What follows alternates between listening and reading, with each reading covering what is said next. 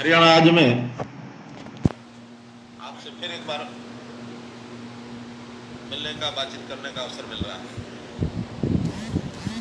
जैसा हमको पहले से जानकारी थी कि लॉकडाउन फेज 2 ये आज 3 तारीख को समाप्त होने वाला था, और इस बीच में जैसे क्यास लगाए जा रहे थे, पूर्व संभावना भी ऐसी लग रही थी कि कोरोना को इसका मुकाबला करने के लिए ये लॉकडाउन बढ़ने की स्थिति बनेगी, और उसी अनुसार 2 सप्ताह के लिए लॉकडाउन का पीरियड फिर से बढ़ा दिया गया है। 17 मई तक अब ये लॉकडाउन 3 चलने वाला है। इस बार लॉकडाउन के लगने से कल यानी 4 तारीख से कुछ उसमें पहले की गतिविधियों को आगे बढ़ाने के लिए, खास करके आर्थिक गतिविधियों को सुचारू ढंग से चलाने के लिए छूट भी दी गई है, और उस छूट देने में पूरे क्षेत्र को, देश भर में हर प्रांत में जिलानुसार 3 प्रकार के जोन बनाए गए हैं: ग्रीन जोन, ऑरेंज जोन और रेड जोन। इन तीनों क्षेत्रों में कुछ दिशा निर्देश दिए गए हैं, जिसके अनुसार वहाँ की सब गतिविधियाँ ये चालू होंगी। जहाँ तक ग्रीन जोन का विषय है, जो भी व्यक्तिगत रूप से चलने वाले जितने व्यवसाय हैं, गतिविधियाँ हैं, आर्थिक तौर पर जहाँ समूह के रूप में इकट्ठे नहीं होंगे, ऐसे प्राय सभी खोल दिए गए हैं। जो न खुलने वाली ऐसी गतिविधियाँ हैं जिसमें हमारे विद्यालय हैं, कॉलेज हैं, कोचिंग सेंटर्स हैं, मॉल्स हैं, सिनेमा हॉल्स हैं, जिम्स हैं, धार्मिक स्थल की गतिविधियां हैं, इन सब स्थानों पर अभी रोक रहेगी। अन्यथा सब दुकानें, सब बाजार, ये सब खोलने के निर्देश दे दिए गए हैं। लेकिन इसमें भी सोशल डिस्टेंसिंग का मंत्र, ये हमको सबको ध्यान रखना है कि कहीं भी भीड़ नहीं लगानी है। इसका प्रशासन भी पूरा ध्यान रखेगा। जहाँ तक बसों के आने जाने का विषय है, बसें 50% अपनी क्षमता की सवारियाँ लेकर के ही चल सकेंगी ग्रीन जोन में, और इसी प्रकार जो 4 पहिया वाहन हैं, ड्राइवर के साथ 2 सवारियाँ और बैठ करके चल सकती हैं। स्कूटर चलने की भी सहमति दी गई है, परंतु रेल, मेट्रो, जहाज, अंतर्राज्यीय बसें, इनके ऊपर भी रोक रहेगी। व्यक्तियों के नाते नागरिकों को भी थोड़ा इसमें बंधन लगाया गया है कि 10 वर्ष से नीचे की आयु के बच्चे और 65 वर्ष से ऊपर के आयु के हमारे वृद्ध बंधु, इनको घरों से न निकलें, ऐसी एडवाइजरी भी जारी की गई है।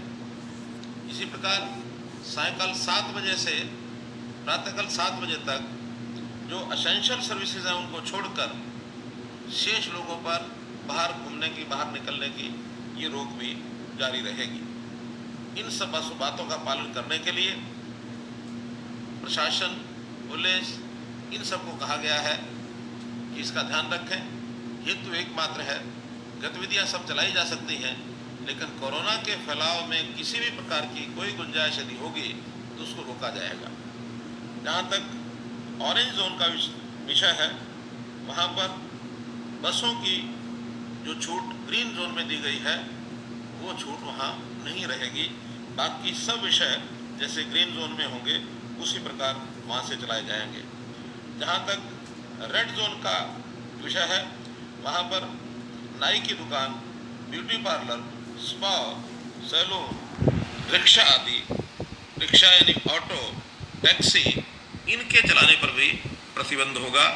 तो इस नाते से रेड जोन में आवागमन की गतिविधियों पर थोड़ी रोक रहेगी, स्थानीय तौर पर जहां एक स्थान पर अपनी गतिविधि चलाने के लिए। बाकी ग्रीन जोन में जो छूट है, वो छूट वहां भी रहेगी। जो क्षेत्र कंटेनमेंट जोन ऐसे घोषित किए जाएंगे, अर्थात जहां भी किसी क्षेत्र के अंदर कोरोना से पॉजिटिव व्यक्ति पाया जाता है, उस क्षेत्र में केवल एसेंशियल गुड्स, इन्हीं को छूट रहेगी, अर्थात बिजली पानी संबंधी सर्विसेज, ऐसी जो एसेंशियल सर्विसेज हैं उन्हीं को वहाँ चालू रखा जाएगा। इसके अलावा किसी प्रकार की छूट नहीं मिलेगी। प्रधानमंत्री जी के कथनानुसार ऐसी सब गतिविधियों को चलाने में 2 गज की दूरी, ये एक फार्मूला जो दिया है उन्होंने, इसका हम सब लोग निश्चित रूप से ध्यान रखें। इसका जरूर हमको चिंता करनी है। जहाँ तक वर्तमान में कोरोना के संबंध में अपने प्रदेश की स्थिति है, हमें अभी भी अपने प्रदेश पर, यहाँ के व्यक्तियों, यहाँ की संस्थाओं, यहाँ का एडमिनिस्ट्रेशन, यहाँ की हमारी स्वास्थ्य सेवाएं, इन सब के ऊपर गर्व है कि मूल रूप से हरियाणा में बचाव हुआ है। लेकिन कुछ गतिविधियां ऐसी हुई जिसके कारण से आज का हमारा आंकड़ा वो कुछ ज़्यादा बढ़ गया है। इस आंकड़े की यदि मैं चर्चा करूं तो आज कुल पॉजिटिव केसेस की संख्या 364 हो गई है और इसमें 241 लोग वो स्वस्थ हो गए हैं, रिकवर हो गए हैं। आज पॉजिटिव जो संख्या शेष बची है जिनका इलाज चल रहा है वो 124 लोग हैं। दुर्भाग्यपूर्ण स्थिति है कि 4 लोग अपनी जान खो बैठे हैं। इनमें उल्लेखनीय बात, जैसा हमको पहले से पता है, 3 फैक्टर ऐसे हुए हैं जिससे हमें चिंता है। एक, जो जमात के लोग, तबलीगी लोग थे, उनकी बड़ी संख्या हमारे पॉजिटिव केसेस में आई। और दूसरा जो चिंताजनक स्थिति वो बनी कि दिल्ली में काम करने वाले लोग जो हरियाणा में प्रतिदिन आते जाते थे दैनिक यात्री के रूप में या व्यवसाय के रूप में, उनको भी कोरोना से पॉजिटिव पाया गया। वो भी एक बड़ी संख्या है, जो कि दुखद स्थिति है कि दिल्ली हमारे देश की राजधानी होने के नाते भी एक बहुत बड़ी संख्या में वहाँ लोग पॉजिटिव हो गए हैं। वहाँ 3 तरफ से दिल्ली को हरियाणा के जिले लगते हैं, उन जिलों में चाहे वो सोनीपत है, झज्जर है, गुरुग्राम है अथवा फरीदाबाद है, ये संख्या अधिक मात्रा में बढ़ी। एक तीसरा फैक्टर और जो ध्यान में आ रहा है, भले संख्या उसकी ज़्यादा हरियाणा में तो नहीं है, लेकिन पंजाब में बहुत बड़ी संख्या पाई गई है कि नांदेड़ से जो आए हुए तीर्थयात्री, उनमें भी बड़ी संख्या में और लोग पॉजिटिव पाए गए हैं। हरियाणा में भी उनमें से कुछ लोग डबवाली, सिरसा में कल ही आए थे, 2 लोग उसमें पॉजिटिव पाए गए। बाकियों के टेस्ट भी होगा, उसका रिजल्ट अभी आना शेष है। यदि ये घटनाएं न होती तो हम बहुत अच्छी स्थिति में होते। फिर भी आज हम बाकी प्रांतों की अपेक्षा स्थिति हमारी ठीक है। हमारे यहाँ की जनता ने संकल्प लिया है कि हम सब लोग मिल करके इस कोरोना की लड़ाई में एकत्र रहेंगे और हमारी जितनी सेवाएं, सर्विसेज हैं, वो भी डट करके जुटे हैं। हम सब लोगों को इस बात के लिए ध्यान रखना है कि ये बात कहीं आगे न बढ़ जाए। इस कोरोना के दौर में ही एक विषय, किसान का जो हर वर्ष का एक वार्षिक विषय होता है, उनकी प्रोक्योरमेंट का, मंडियों में जाने का, जिसको हमने सुचारू ढंग से, सरसों की खरीद 15 जुलाई से शुरू कराई थी, गेहूं की खरीद 20 जुलाई से शुरू हुई, 20 अप्रैल से शुरू हुई, 15 अप्रैल और 20 अप्रैल से, तब से दोनों फसलों की प्रोक्योरमेंट बहुत अच्छे प्रकार से चल रही है। वर्तमान में यदि आंकड़े देखे जाएंगे तो सरसों 4,02,000 मीट्रिक टन इसकी आवक हो चुकी है। इसी प्रकार गेहूं की आवक भी लगभग 44 लाख मीट्रिक टन ये हो चुकी है, जो कुल हमारी जो पैदावार है गेहूं की, उसका 60% से ऊपर हो चुका है। और भुगतान के नाते भी यदि मैं आंकड़े रखूं तो सरसों का भुगतान 450 करोड़ रुपए का हो चुका है और गेहूं का भुगतान 283 करोड़ रुपए का हो चुका है। और मैं समझता हूं कि हमने जो टारगेट तो अपना बहुत आगे का रखा था, 30 जून तक हम प्रोक्योरमेंट करेंगे, लेकिन मुझे लगता है जिस गति से प्रोक्योरमेंट हो रही है, शायद ये 15 और 20 मई तक हम इसको पूरा कर ही लेंगे, ऐसा मुझे इसका आभास हो रहा है। मैं एक विषय और आपके सामने रखना चाहूँगा और बहुत निसंकोच रखना चाहूँगा। वैसे तो ऐसे समय पर यह विषय न रखा जाता तो ज़्यादा अच्छा होता, लेकिन परिस्थितियाँ कुछ ऐसी बनी कि मुझे आपके सामने वो विषय रखना पड़ रहा है। अभी पिछले दिनों में जैसे हम देखते हैं कि कोरोना के समय में हमारी आर्थिक स्थिति प्रदेश की वो कोई बहुत अच्छी नहीं रही है। बहुत से हमारे जितने राजस्व की प्राप्तियां थी वो प्राय बंद हो गई थी, बंद हो गई हैं, वो नहीं, अभी भी कोई शुरू नहीं हुई है। चाहे उसमें जीएसटी है, वैट है, उसके अंदर स्टाम्प ड्यूटी है, एक्साइज है, जितने भी स्रोत हैं वो पिछले महीने में लगभग यानी बहुत कम परसेंटेज उसका आता रहा और हम इन 2 महीनों के अंदर 12,000 करोड़ रुपए के एक प्रकार से दबाव में आए हैं। हमने खर्चे करने के लिए भी जो आवश्यक खर्चे हैं वही किए और शेष खर्चे सारे बंद कर दिए गए हैं, बहुत से उसमें पग लिए गए हैं, आपको सबको बताया गया है। 2 दिन पहले कैबिनेट की मीटिंग के अंदर एक छोटे निर्णय हमने ज़रूर लिए और उसके अंदर बहुत कम छोटे निर्णय जिसको कह सकते हैं, उसमें एक हमने फीस बढ़ाई, एक हमने कर बढ़ाया, एक हमने किराया बढ़ाया। कितना?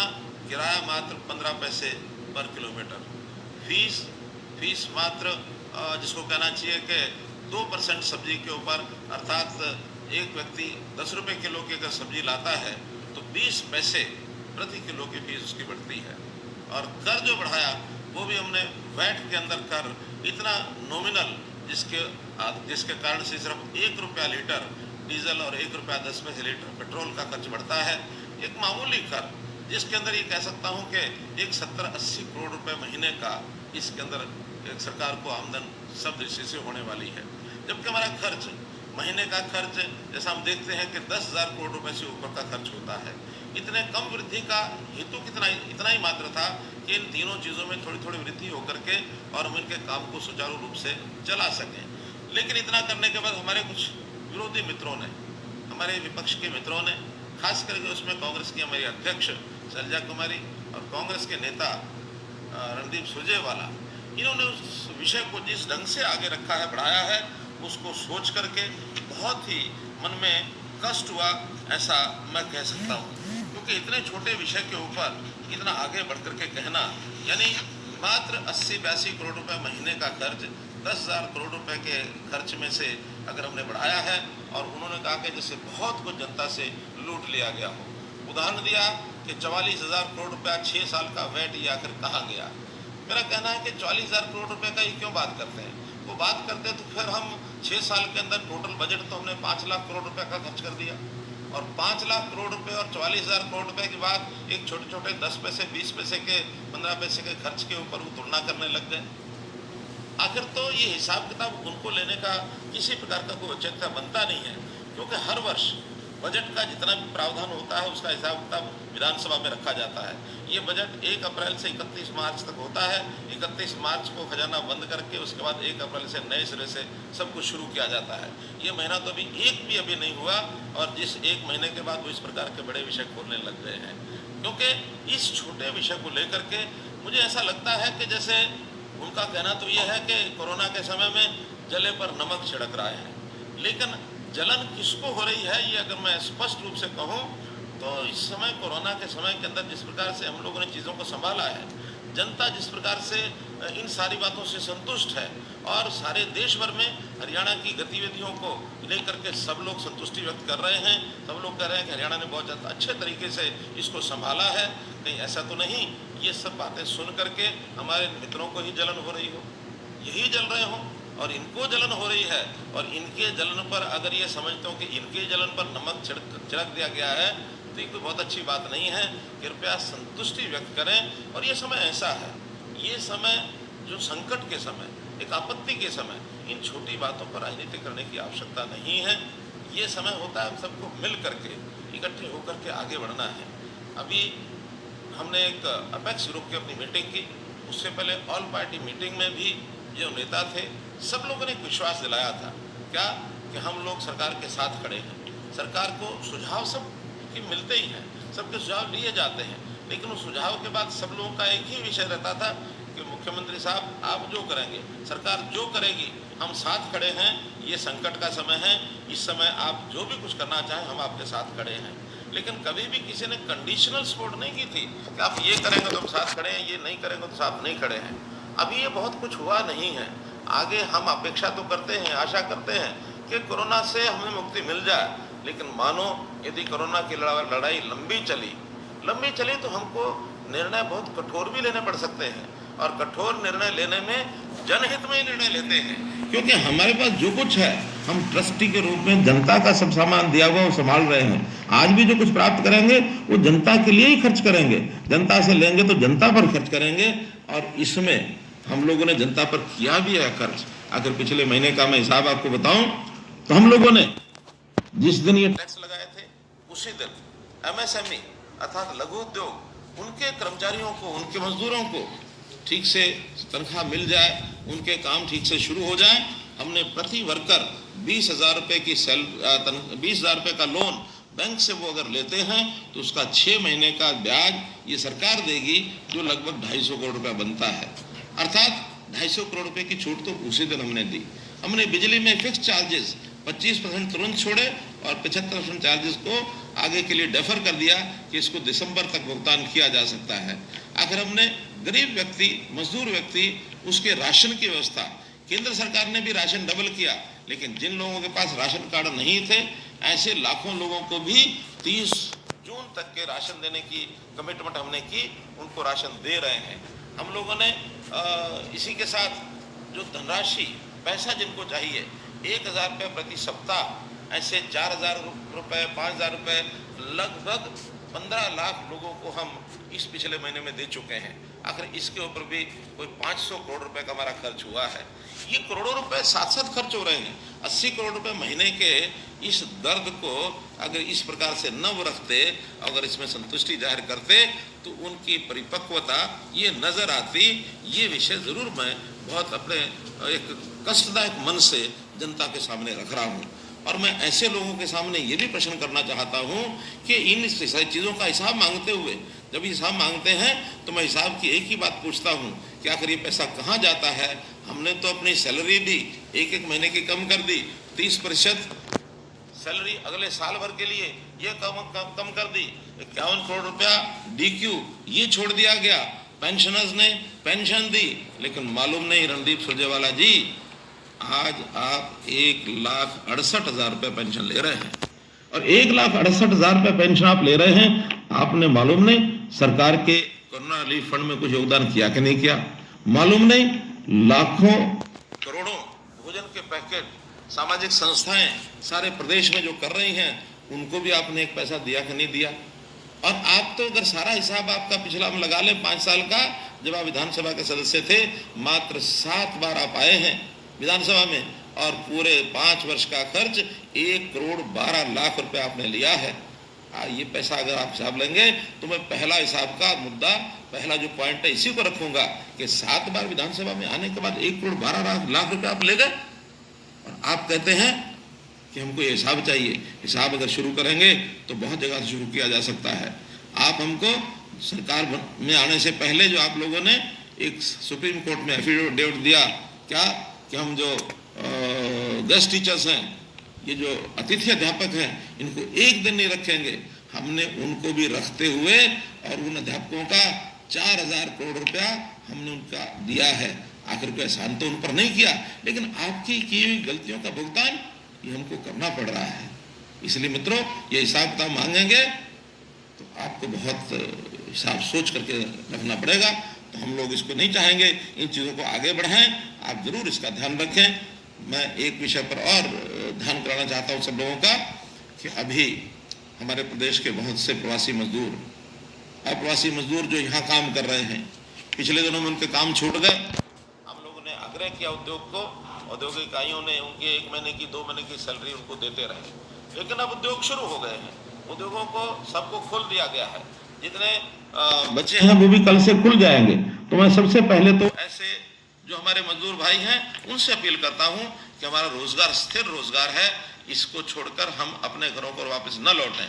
हो सकता है आपको वर्ष 2 वर्ष घर गए हुए हो गए होंगे, घर की याद सताती होगी, परिवार का दबाव पड़ता होगा, लेकिन ऐसे संकट के समय आपको यहीं कोई तकलीफ कठिनाई नहीं आने देंगे। आपका रोजगार भी सुरक्षित रहे, आपको आमदनी पूरी हो जाए। यदि घर जाने की आवश्यकता हो तो कुछ समय बाद भी जाया जा सकता है। फिर भी जिन लोगों की कोई कठिनाई है या यहाँ जो यात्री घूमने के लिए आए थे, चाहे वो तीर्थ यात्री हो चाहे वो पर्यटक हो, उन लोगों को यदि वापस जाने में कठिनाई आ रही होगी, उनके सबके नाम नंबर लेकर हम उनको वापस भेजने की समुचित व्यवस्था करेंगे। और बाहर के प्रदेशों में भी अगर हमारे हरियाणा के लोग गए हैं उनको भी सुरक्षित हम लेकर के आएंगे। इनकी जानकारियाँ, सूचनाएं आप सब लोग अपने अपने जिलाधीश, अपने अपने उपायुक्त महोदय, उनको सबको आप पहुँचा दें। इनकी सबकी व्यवस्था करेंगे, इसमें किसी प्रकार की कठिनाई नहीं आने देंगे।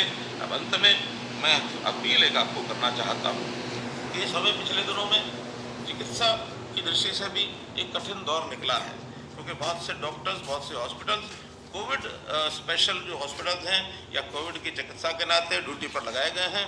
सामान्य जो रोगी हैं उनकी चाहे ओपीडी है, चाहे उनके रोगों की चिकित्सा है, उसमें कुछ कठिनाई आई है। और कई जगह पर हमको ध्यान में आया है कि खून के जो ब्लड बैंक हैं उनमें कमी आई है। अभी कुछ संस्थाओं ने अपने ब्लड बैंक को दोबारा से शुरू किया है और एक खून का, ब्लड का जो डोनेशन है उसके नाते से वो आगे आए हैं इस अवसर पर, क्योंकि जो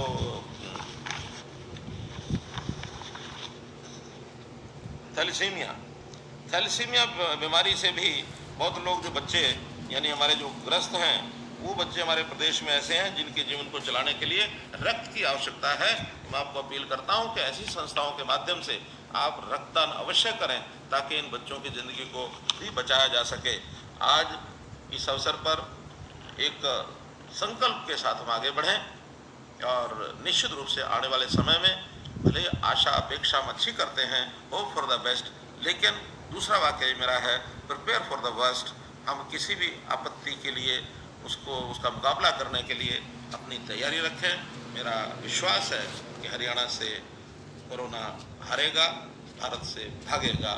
बहुत बहुत धन्यवाद।